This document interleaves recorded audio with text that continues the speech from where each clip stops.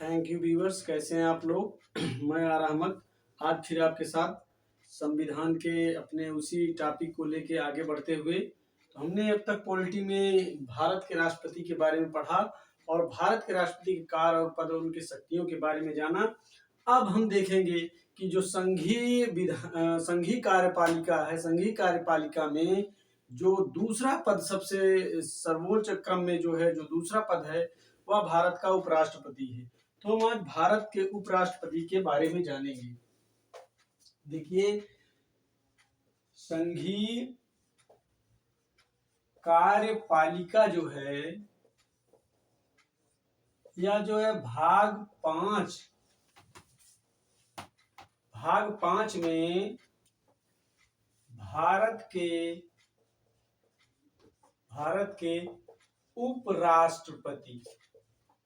उपराष्ट्रपति अर्थात vice president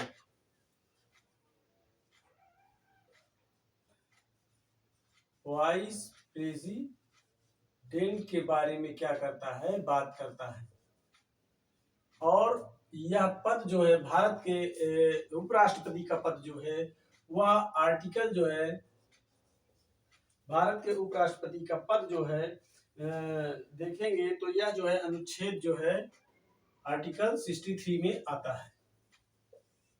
तो संविधान का जो अनुच्छेद 63 है, आर्टिकल 63 है, वह उपबंध करता है कि भारत का एक उपराष्ट्रपति होगा। तो हम आज उपराष्ट्रपति के बारे में जानकारी हासिल करेंगे। तो सबसे पहले हम देखते हैं उपराष्ट्रपति के बारे में हम लोग क्या क्या जानेंगे। संघीय कार्यपालिका में राष्ट्रपति के बाद जो है उच्च गरिमा वाला संघीय कार्यपालिका में राष्ट्रपति के बाद उच्च गरिमा में एवं प्रतिष्ठित द्वितीय स्थान का पद है। यह चीज जान ले कि क्रम में जो है या दूसरे स्थान का पद है। और उसके बाद जो है, जो अनुच्छेद 63 में कहा गया है कि भारत का एक उपराष्ट्रपति होगा। आर्टिकल जो है 63 में कहा गया है कि भारत का क्या होगा, एक उपराष्ट्रपति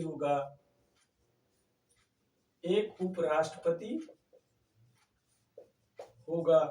और आगे बढ़ते हुए हम थोड़ा सा देखेंगे कि राष्ट्रपति क्या होगा। राष्ट्रपति जो है उपराष्ट्रपति जो है क्या होगा, उपराष्ट्रपति राज्यसभा का पदेन सभापति होगा। यह जो है राज्यसभा का पदेन जो है सभापति होगा। और यही जो सभापति होगा जो है, उसी का चयन जो है किस पे किया जाएगा, उपराष्ट्रपति के पद पर किया जाएगा। अब हम देखेंगे कि राज्यसभा का पदेन सभापति जो होता है, वही जो है उपराष्ट्रपति के पद पे निर्वाचित होता है। और यह जो है आर्टिकल जो है 64 में कहा गया है। और इसका पद जो है, राष्ट्रपति के पद का उपबंध जो है, वह राष्ट्रपति का जो पद है, यह जो है अमेरिकी जो है संविधान के तरह ही, अमेरिकी संविधान के अनुसार ही लिया गया है। अमेरिका के संविधान से उपराष्ट्रपति के पद का उपबंध लिया गया है, उपराष्ट्रपति के पद का उपबंध लिया गया है। तो हम अब देखेंगे, हमने देख लिया, ये जान लिया। अब इसके आगे हम देखेंगे कि उपराष्ट्रपति के निर्वाचन, अगर राष्ट्रपति है तो उसका निर्वाचन भी होगा। उपराष्ट्रपति का निर्वाचन,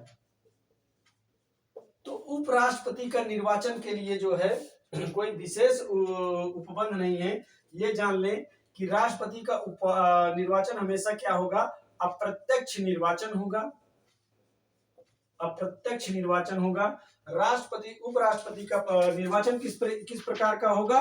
अप्रत्यक्ष निर्वाचन होगा। कैसे टाइप का निर्वाचन होगा? अप्रत्यक्ष निर्वाचन होगा।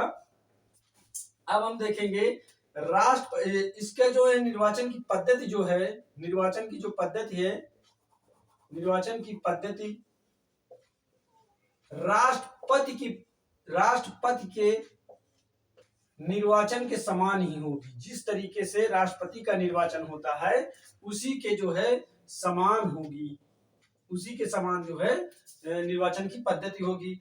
और आगे थोड़ा सा हम बढ़ते हुए देखते हैं कि जो है राष्ट्रपति का निर्वाचन होगा या कि उपराष्ट्रपति का निर्वाचन किस प्रकार होगा, लगभग राष्ट्रपति से मिलता जुलता है। तो इसीलिए समान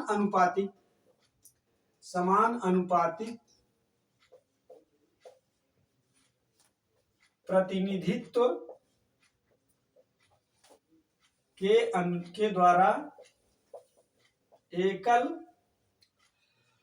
संक्रमणी मत पद्धति को क्या किया गया है? मत पद्धति को ही इसमें क्या किया गया है? स्वीकार किया गया है। तो समान अनुपातिक प्रतिनिधि प्रणाली के आधार पर एकल संक्रमणी मत पद्धति के आधार पर क्या किया जाएगा? उपराष्ट्रपति का चयन किया जाएगा। तो यह जान ले। और राष्ट्रपति निर्वाचन से भिन्न क्यों है? थोड़ा सा इसमें थोड़ा सा डिफरेंट भी है, तो उस डिफरेंट को देख लें। क्योंकि इसमें राज्य विधानमंडल भाग नहीं लेता है। उपराष्ट्रपति के जो चयन में है, उपराष्ट्रपति के निर्वाचन में राज्य विधानमंडल, राज्य का जो विधानमंडल है, विधानमंडल वह क्या करता है? इसमें भाग नहीं लेता। इसमें राज्य का विधानमंडल प्रतिभाग नहीं करता है। इसमें जो है कौन प्रतिभाग करते हैं? सांसद के दोनों सदनों के निर्वाचित सदस्य ही इसमें क्या करते हैं? भाग लेते हैं। अर्थात राज्य की विधानसभाओं के सदस्य इसमें भाग नहीं लेते हैं। जो राज्य विधानमंडल होगा इसमें भाग नहीं लेगा, इसलिए यहाँ ये कर दिया गया है। और सांसद के दोनों सदनों के निर्वाचित सदस्य में क्या करते हैं? भाग लेते हैं। तो थोड़ा सा यही अंतर है, क्योंकि जो राष्ट्रपति का चुनाव है उसमें सांसद के दोनों सदन प्लस राज्य विधानसभाओं के जो है निर्वाचित सदन भी भाग लेते हैं। तो इसमें ये थोड़ा सा डिफरेंट है, जो टेक्निकल है, थोड़ा सा इस पे ध्यान देना होगा। अब हम आगे देखेंगे कि सांसद के आगे क्या होगा? सांसद के दोनों सदनों, जो दो सांसद के दोनों सदन होंगे उन्हीं से मिलकर निर्वाचन मंडल के सदस्यों द्वारा जो है निर्वाचित किया जाएगा। सांसद के दोनों सदन होंगे। दोनों सदन कौन कौन से होंगे? राज्यसभा और लोकसभा। राज्यसभा और लोकसभा सांसद के दोनों सदनों से मिलकर बने निर्वाचक मंडल के द्वारा ही इनका क्या होगा? निर्वाचक मंडल के द्वारा ही इनका क्या होगा? निर्वाचन होगा। और यह जो है किसमें आता है? यह आता है आर्टिकल 66 क्लाज 1 में। आर्टिकल 66 क्लाज 1 में आता है कि सांसद के दोनों सदनों अर्थात राज्यसभा और लोकसभा से मिलकर जो निर्वाचक मंडल बनेगा वही निर्वाचन मंडल को पावर होगा कि इनका क्या करेगा? इनको निर्वाचित करेगा। अब देखिए, हमने देख लिया कि राष्ट्रपति का पद क्या है और राष्ट्रपति पद के निर्वाचन की प्रणाली हमने देख ली, पद्धति देख ली। तो अब जो है हम आगे देखेंगे इनकी अगर ये पद है और इनके लिए निर्वाचन होता है तो निर्वाचन के लिए कुछ योग्यताएं भी होगी। तो अब हम योग्यताएं देखेंगे कि उपराष्ट्रपति पद के निर्वाचन के लिए क्या योग्यताएं होनी चाहिए। तो अब हम योग्यताओं के बारे में जानेंगे कि एक उपराष्ट्रपति के पद के लिए क्या क्या योग्यता होती है। तो हम योग्यता के बारे में जान लें थोड़ा सा, या योग्यताओं के बारे में थोड़ा सा जान लें कि उपराष्ट्रपति पद के लिए क्या योग्यताएं होगी। तो वह भारत का नागरिक होगा। सबसे प्रथम बात तो यह है कि भारत का नागरिक हो, यह बहुत इंपॉर्टेंट है। और जो है 35 वर्ष की आयु प्राप्त कर चुका हो, ये टर्म हमने जान लिया।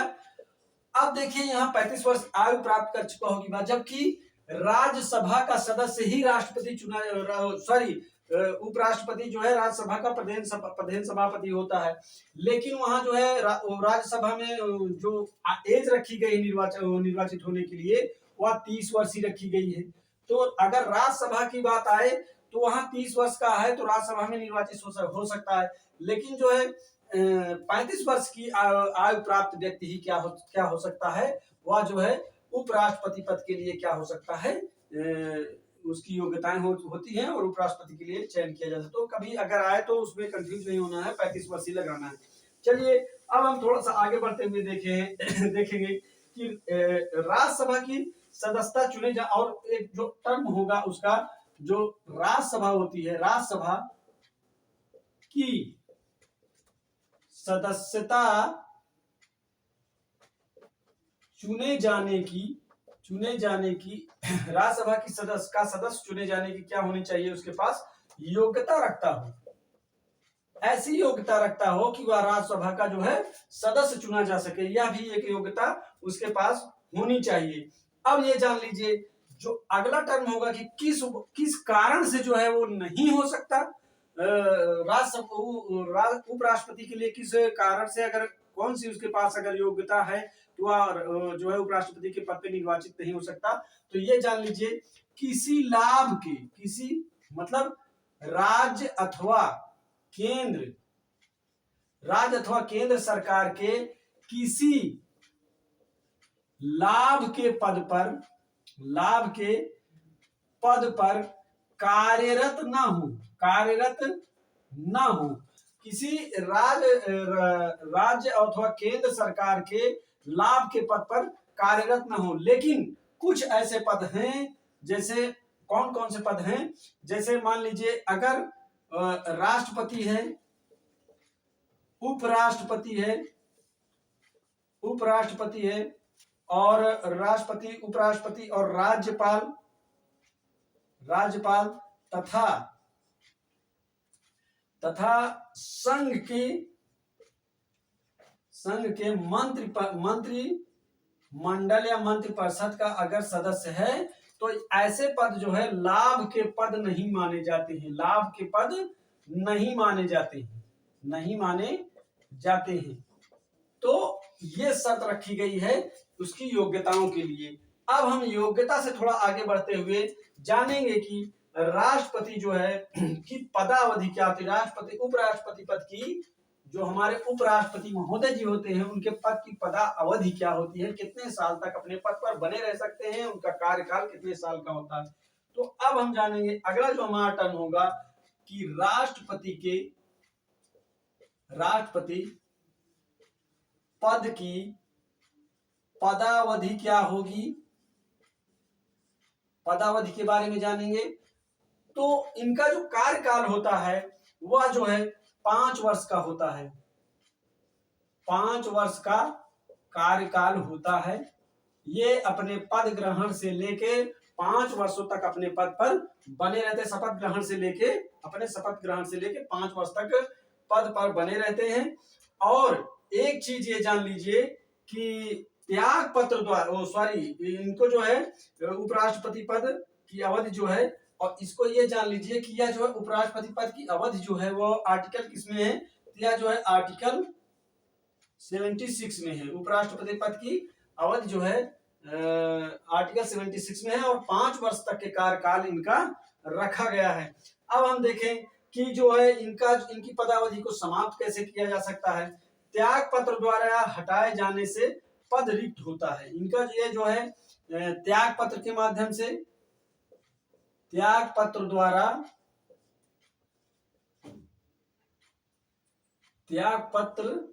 द्वारा पद से इन्हें क्या किया जा सकता है, हटाया जा सकता है। त्याग पत्र देकर ये जो अपने पद को रिक्त कर सकता है। और पद से हटाने के लिए राज्यसभा के संकल्प से पारित, और राज्यसभा संकल्प से पारित कर दे, और इस पर जो है राज्यसभा जब संकल्प से पारित कर दे तो इस पे जो है लोकसभा जो है ऐसे संकल्प पर सहमति दे दे तो क्या होगा, या जो है पद से अपने हट जाएगा, अर्थात यह पदच्युत हो जाएगा। अब हम देखेंगे और इस पर जो है सबसे बड़ा ये टर्म जान लें कि राष्ट्रपति जो होता है उस पर महाभियोग लगाया जा सकता है, इन पे जो है महाभियोग नहीं लगाया जा सकता। महाभियोग उपराष्ट्रपति पर नहीं लगाया जाता। और लगाया किसके ऊपर जाता है, महाभियोग लगाया कहां जाता है, राष्ट्रपति के ऊपर महाभियोग लाया जा सकता है। और सर्वोच्च न्यायालय के जो हैं, सर्वोच्च न्यायालय के मुख्य न्यायाधीश का पद जो है उस पर क्या किया जाता है, महाभियोग लगाया जा सकता है, अर्थात राष्ट्रपति पर महाभियोग नहीं लगाया जाता। अब हम देखेंगे कि उपराष्ट्रपति के पूरा निर्वाचन हेतु कोई उपबंध है संविधान में क्या, उपराष्ट्रपति के पद की निर्वाचन हेतु कैसे प्रकार का निर्वाचन, पुनर्निर्वाचन हेतु उपराष्ट्रपति पद के पुनर्निर्वाचन हेतु क्या संविधान में उपबंध है, संविधान में उपबंध है। तो ये नहीं, मतलब नहीं है, ऐसा कोई उपबंध नहीं है। लेकिन फिर भी उपबंध नहीं है, और यह भी नहीं कहा गया है कि उपबंध है कि दोबारा निर्वाचित होगा, और यह भी नहीं कहा गया है कि उपबंध नहीं है, क्योंकि यहाँ जो है सर्वपल्ली राधाकृष्णन जो है, अगला एक पॉइंट देखेंगे, सर्वपल्ली राधाकृष्णन जो है ऐसे राष्ट्रपति थे जो पुनः निर्वाचित किए गए थे। पुनः निर्वाचित कब किए गए थे, 1957 में इनका जो है क्या हुआ था, पुनर्निर्वाचन हुआ था उसी उपराष्ट्रपति के पद पर। तो ये मान लीजिए कि उपराष्ट्रपति, परंतु जो आर्टिकल 66 है, जो ये आर्टिकल 66 के अंतर्गत जो है हमारा जो अनुच्छेद 66 है, या ये उपबंध करता है कि जो है प्रतीत आर्टिकल 66 को हम देखेंगे तो प्रतीत होता है कि जो है राष्ट्रपति अपने पद पर क्या हो सकता है, पुनः निर्वाचित हो सकता है, क्योंकि इसी आधार पर सर्वपल्ली राधाकृष्णन जो है दोबारा राष्ट्रपति चुने गए थे, दोबारा उपराष्ट्रपति चुने गए थे। चलिए अब हम देखते हैं कि अब इससे एक प्रश्न ये भी आपको मिल जाता है कि भारत के पहले उपराष्ट्रपति कौन थे, तो सर्वपल्ली राधाकृष्णन जी भारत के पहले उपराष्ट्रपति थे। और ऐसे ऐसे उपराष्ट्रपति भी हैं जिनका चयन जो है 2 बार हो चुका है। ये 2 बार उपराष्ट्रपति के पद के, भारत के उपराष्ट्रपति के पद को 2 बार सुशोभित कर चुके हैं। चलिए अब हम थोड़ा सा आगे बढ़ते हुए देखते हैं कि उपराष्ट्रपति के कृत क्या क्या हो सकते हैं। तो थोड़ा सा कृत के बारे में जान लें, जो बहुत महत्वपूर्ण है कि मान लीजिए पद हो गया, उस पर सेलेक्ट हो गए आप, तो उसके बाद जो है निर्वाचित कर लिए जाते हैं, आपका चयन हो जाता है, तो आपको ये पता होना चाहिए कि उनके कार्य क्या क्या होते हैं। तो हम देख लेते हैं उपराष्ट्रपति के कृत। उपराष्ट्रपति के कृत क्या क्या है, अर्थात उपराष्ट्रपति महोदय क्या क्या कार्य करते हैं, तो उसके बारे में हम थोड़ा सा जानेंगे। तो संविधान में जो है, संविधान में कोई कृत जो है सौंपे नहीं गए हैं। उपराष्ट्रपति को संविधान द्वारा कोई कृत सौंपे नहीं गए, अर्थात संविधान में इनके कार्यों का कहीं कोई वर्णन मिलता ही नहीं है, ना संविधान में से कोई अनुच्छेद बना है। लेकिन देखेंगे तो यह राज्यसभाओं के सभापति के रूप में, राज्यसभा जो होती है, राज्यसभा के सभापतित्व के रूप में, सभापति के रूप में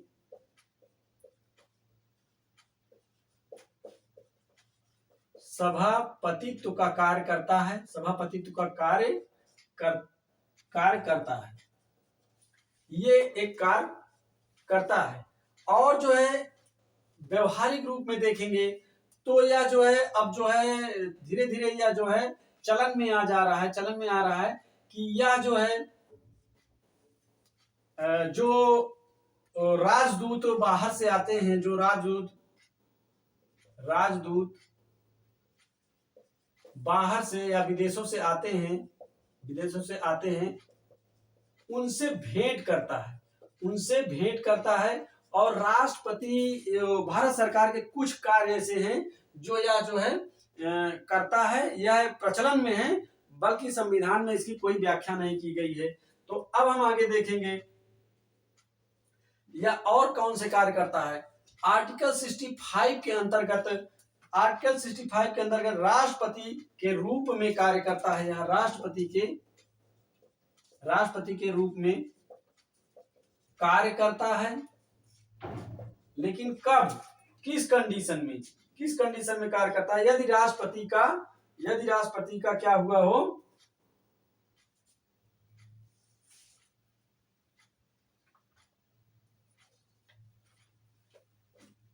पद रिक्त हो गया हो, किसी कारण से यदि राष्ट्रपति का पद जो है, अर्थात राष्ट्रपति का पद अगर रिक्त है, तो यह आर्टिकल 65 में कहा गया है कि यह राष्ट्रपति के रूप में कार्य करता है। कौन? उपराष्ट्रपति। अब हम आगे देखेंगे राष्ट्रपति का पद का निर्वहन करेगा तो राज्यसभा का।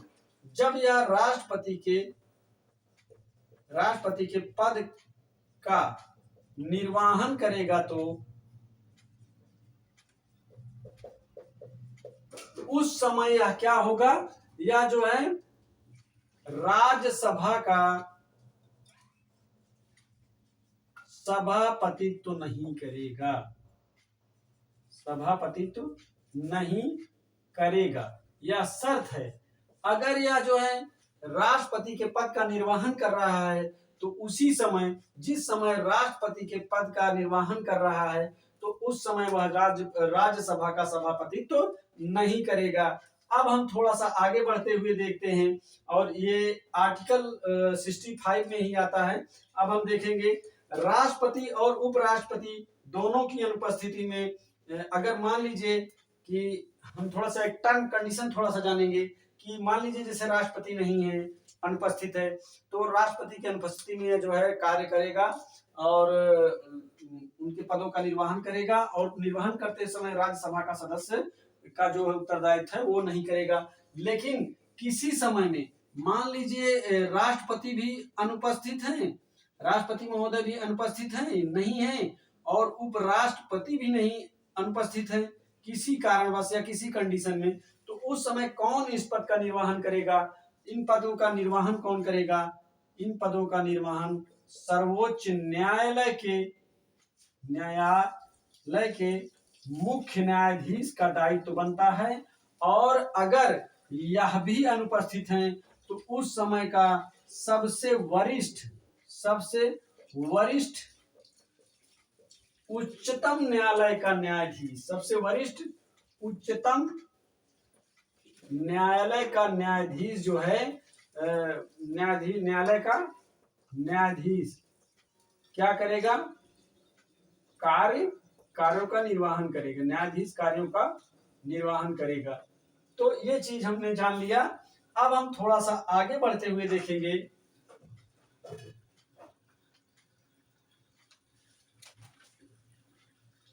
अब मान लीजिए हमारा पद हो गया, पद से हम जान गए कि हमारे कृत क्या हैं, हमारी योग्यताएं क्या होनी चाहिए, तो हम उपराष्ट्रपति के पद में क्या कार्य करने हैं, योग्यताएं क्या होनी चाहिए और कार्यकाल क्या है।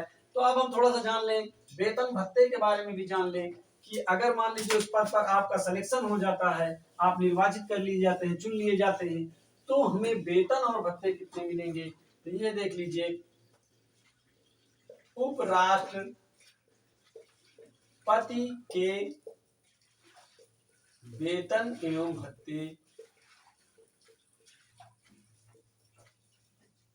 भत्ते, तो उन्हें जो है उपराष्ट्रपति को 4 लाख रुपए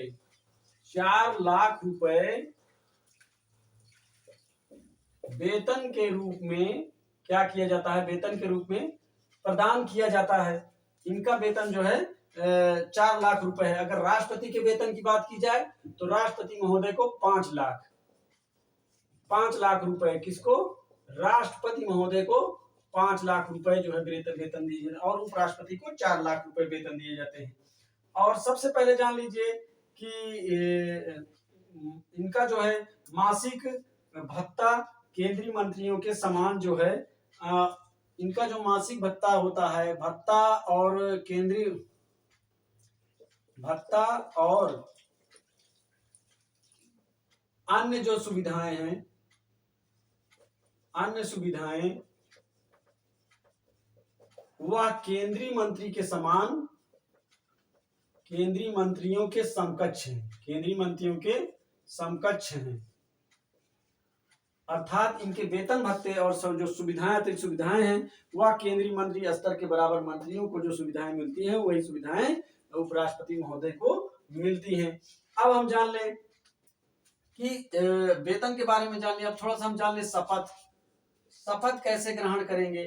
तो उपराष्ट्रपति महोदय को शपथ कौन दिलाता है? यह जो है राष्ट्रपति के समक्ष क्या करते हैं?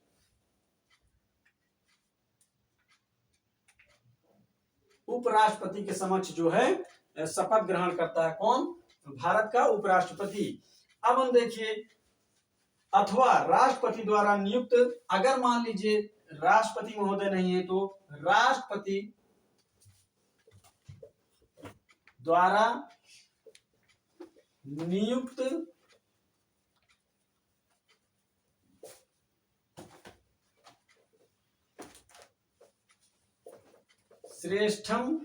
श्रेष्ठतम प्राधिकारी, जिसे राष्ट्रपति नियुक्त कर दे, उसके समक्ष जो है क्या होता है? उपराष्ट्रपति महोदय पद के लिए शपथ लेते हैं। और थोड़ा सा उपराष्ट्रपति के बारे में हम जान ले कि थोड़ा सा जान ले कि थोड़ा सा राष्ट्रपति के बारे में हम थोड़ा सा और डिटेल्स में जान ले कि अब तक जो है क्या कंडीशन रही है। चलिए हम देख लें अन्य बिंदु, थोड़ा सा एक पॉइंट, अन्य बिंदु उपराष्ट्रपति के बारे में। अन्य बिंदु,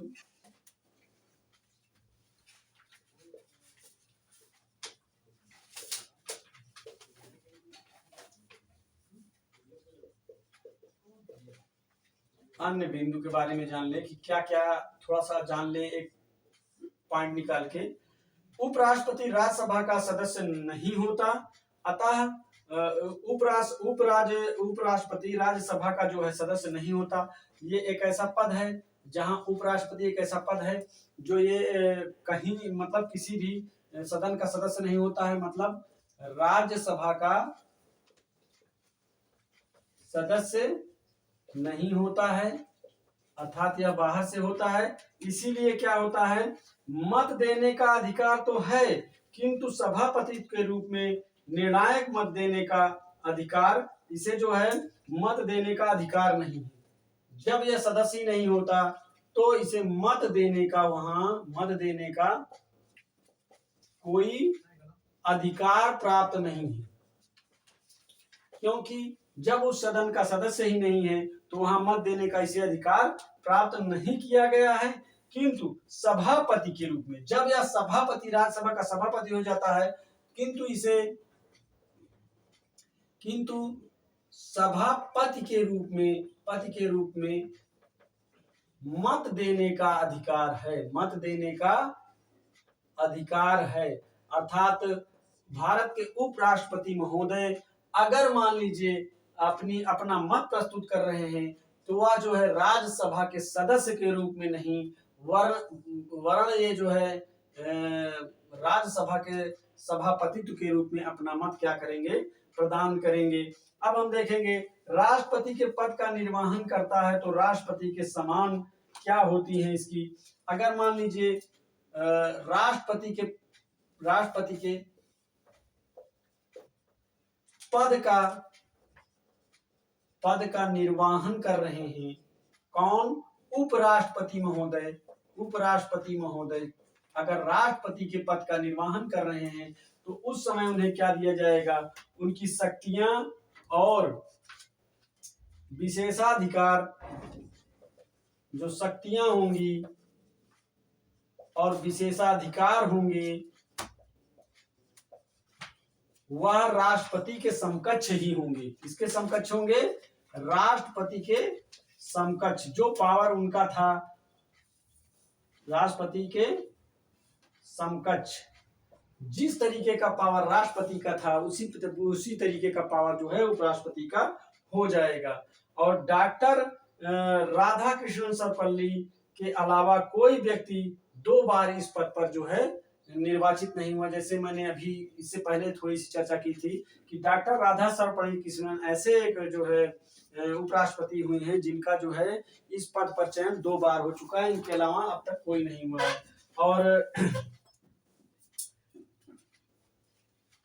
और जो है जब राष्ट्रपति का निधन हो जाता है, राष्ट्रपति मान लीजिए राष्ट्रपति महोदय का निधन हो जाता है, तो उस समय कार्यवाहक राष्ट्रपति के रूप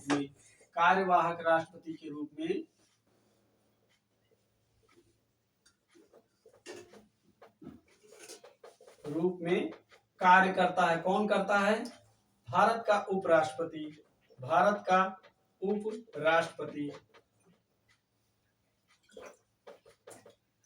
कार्यवाहक राष्ट्रपति के रूप में कार्य करता है। जब राष्ट्रपति का क्या होता है, निधन हो जाता है, या तो राष्ट्रपति त्याग पत्र देता है। 2 ही कंडीशन होती है, या तो निधन हो जाए या त्याग पत्र दे दे। तो राष्ट्रपति का जो है जब राष्ट्रपति के कार्यों का निर्वहन करता है तो उपराष्ट्रपति को कार्यवाहक राष्ट्रपति कहा जाता है। अब हम देखेंगे, अगर मान लीजिए अब थोड़ा सा हम जान लें कि सबसे पहले थोड़ा सा अब हम थोड़ा करंट से अपडेट हो लेते हैं। सबसे प्रथम उपराष्ट्रपति कौन थे? सबसे प्रथम उपराष्ट्रपति भारत के कौन थे? उपराष्ट्रपति, तो ये चीज हमें याद रखना है, जैसे हमने अभी चर्चा किया, डॉक्टर राधा सर्वपल्ली कृष्णन। डॉक्टर राधा कृष्णन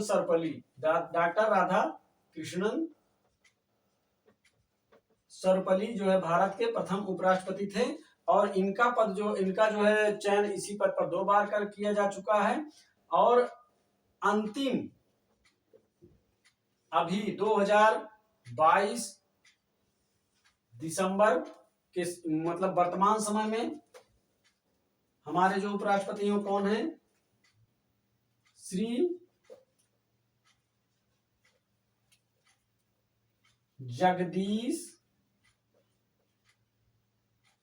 सिंह धनखड़। और इनका क्रम क्या है? 14th। ये 14वें उपराष्ट्रपति हैं, भारत के 14वें उपराष्ट्रपति हैं। करंट से अपडेट होता है। और अगर थोड़ा सा और अपडेट हो लें तो इनका जन्म जो है, जन्म कहाँ हुआ था तो ये जान लें,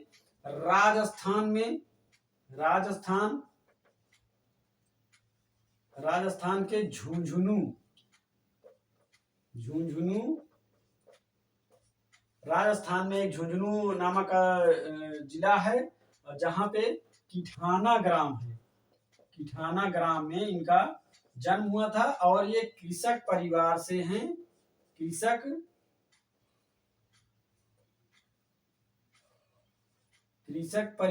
हैं। और थोड़ा सा इनके बारे में डीपली थोड़ा सा जाएंगे तो ये जो है इनका जो है ताल्लुक अर्थात संबंध